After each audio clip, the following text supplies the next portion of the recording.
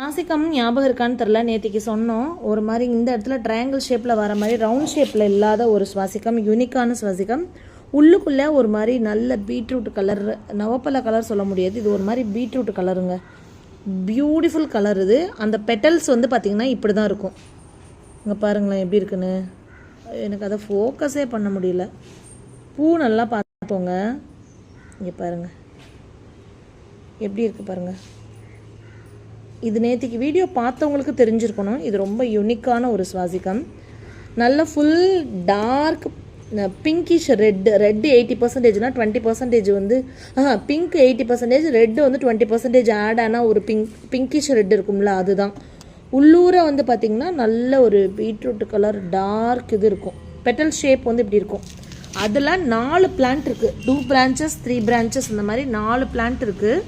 4 ஒரே ரேட்டு தான். 4மே ஒரே ரேட்டு தான்.